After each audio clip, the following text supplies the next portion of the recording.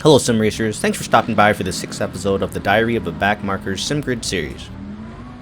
Today we find ourselves at Silverstone, and I'm joined by fellow Apollo Racing Club members during our Tuesday pub crawls. Saavedra in the 31 Bentley, Thomas in the 64 McLaren, and Castillo in the number 3 McLaren. Also in the Discord is Forsberg, who's acting as one of my crew chiefs and feeding me information during the 25-minute race. The Silverstone circuit is one of the Bentley's strongest tracks, and it just so happens it's always been one of my favorite tracks to race on. So the combo is always a blast to see when it pops up. I get a strong run but don't have anywhere to go really, and I do my best to avoid trouble. Thomas gets a better run and manages to pass me as I end up losing a position.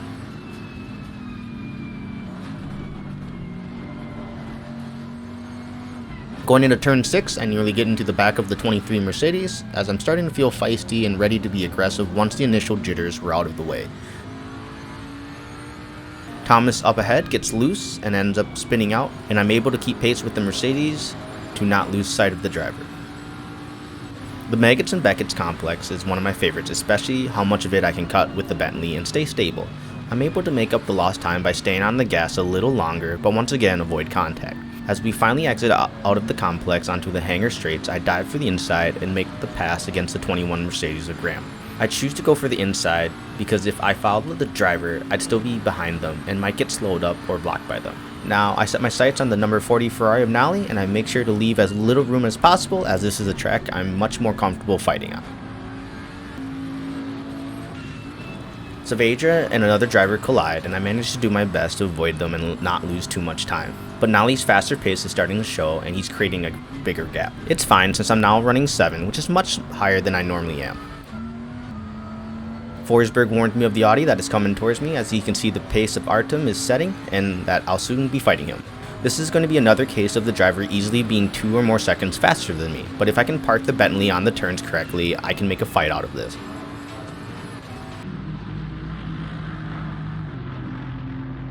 I'm not worried about Artem diving for the Maggots and Beckett's complex, but I'm more so worried about my exit onto the hangar straights.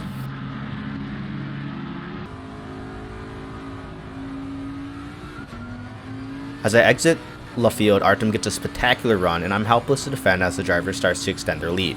I'm now warned about the impending fight against Endres in the number 1 McLaren.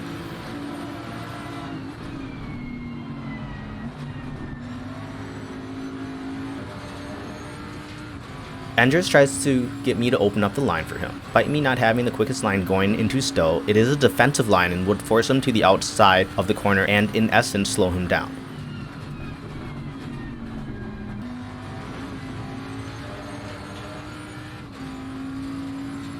Once again, Endres tries for the outside, and if I flared out to block on the hangar straight, they'd be more than likely able to dive for the inside of Stowe. So I just have to hold my line and make sure I brake a little bit earlier so I don't understeer into the driver. Thus, I'm able to keep my position against a much faster driver. Fred, my crew chief, has been feeding me information and believed the McLaren was further behind, so I went a little bit wider to take a more optimal line, and the driver finally gets past me on the last lap. I know he felt bad about the mistake, but without his help and Roadside Cookie's help, I wouldn't be fighting this far up the grid. It was just a small error, and it was just a fun race regardless. Still not the race that was blood pumping as Zolder, but I always enjoy coming to Silverstone and recently broke through the plateau that I've been struggling with. As always, I really appreciate anyone that watches my Diary of a Backmarker series. If you enjoyed the video, please leave a like and comment to help out the channel. As usual, stay safe out there, and I hope to see you in the SimGrid lobbies. Thanks.